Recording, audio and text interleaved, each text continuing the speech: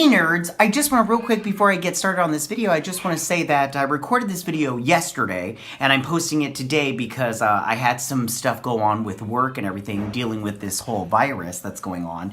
And so there might be some things that I mentioned in there that happened yesterday, but it doesn't make sense today. But hope you enjoy the video. Here it is. What's up nerds? So they just released this new Warriors trailer from Marvel Comics, and I will admit to you, I have already seen some of the character designs for some of these, but I really don't know everything that's going on. Well, the only ones that I really saw were Snowflake and Safe Space. I just want to be honest about it. I did see them on Twitter because a lot of people were giving it a lot of crap.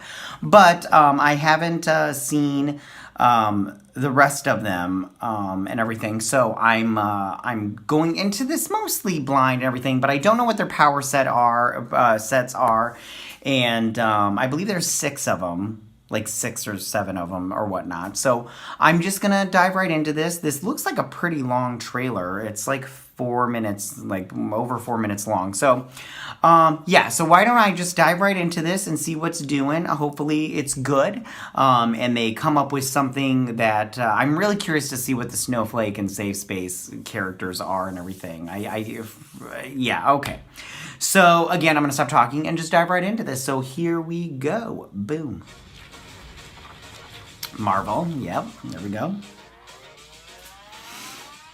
Okay, these are the original New Warriors. My name is Daniel Kibblesmith, and I am the writer of New Warriors #1. I got interested in the New Warriors later. I remember seeing them on the shelf when I was a kid, picking up comics in the 90s, and just feeling like they were... I don't think anybody was really into New Warriors. Like I was intimidated by, Night Thrasher, who had a blade coming out of his wrist. Nova was really buff, and they were all the edgy characters for the 90s, as the cover said. New Warriors, I thought, were really interesting characters because they occupy this really cool space. They're forever young, but they've now been around for 30 years. My editors on the previous books I'd done, like Loki and Black Panther vs. Deadpool, asked if I would be interested in doing a New Warriors tie-in that actually poses them as the authority figures in this conflict instead of the rebels, and I really liked the tension of that. So because the New Warriors are the authority figures in this story, they have to be mentoring New Warriors who are under 21 and subject to the laws that triggered the outlawed event.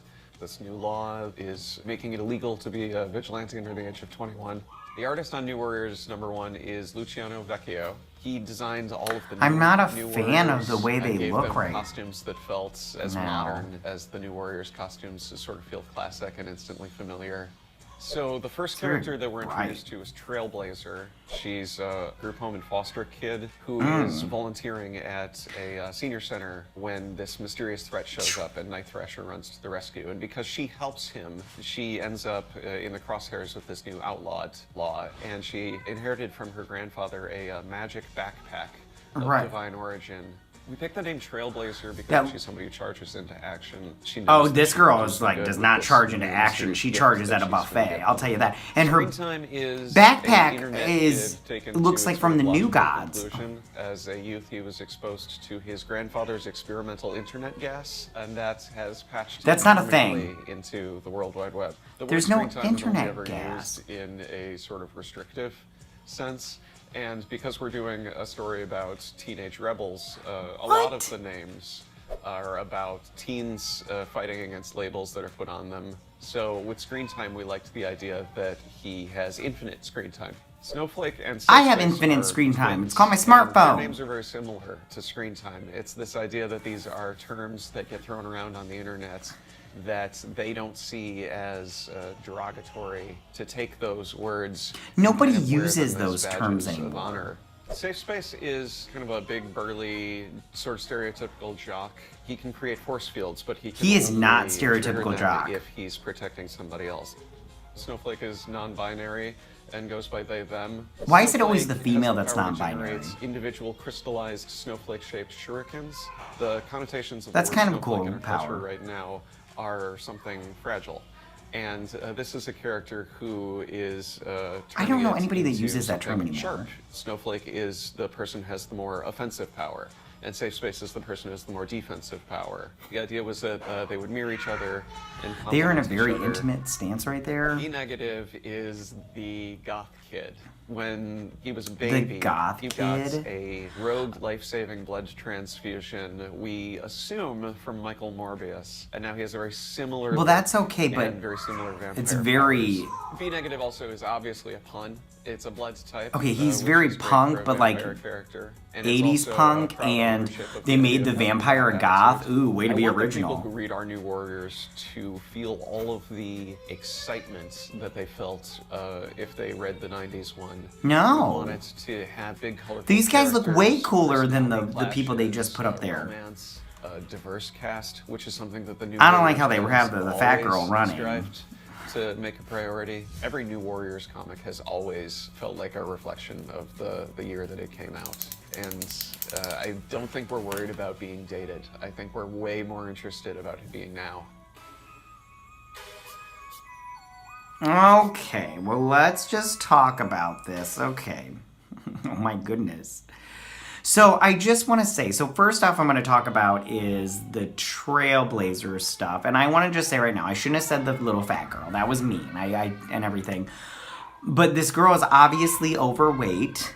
And the thing about being a superhero is you're fit because you're constantly training for the next battle.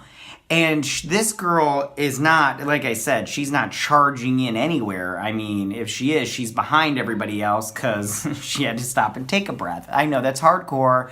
I'm sorry. This is going to be very honest and everything. They made her a woman of color. That's totally cool and everything. She really doesn't have a power, though. She inherited a backpack. And the backpack is obviously from either New Genesis or Apocalypse. Either one is fine. Other than that, I mean, what's this backpack do? I don't understand. Like that, he didn't explain this Daniel Snarfowitz, whatever his name was. Oh, anyways, I'll tell you right now, he is very much looking like a comic book guy. Okay, so her backpack, yeah, like I said, it looks like it's from New Genesis or Apocalypse. So, I mean, when they said it's from a god or when he said it's heavenly, okay? So, screen time, it's very Tron-looking-y, but they said his powers were from an experimental internet gas. That's not a thing. That's not even kind of a thing. That's weird.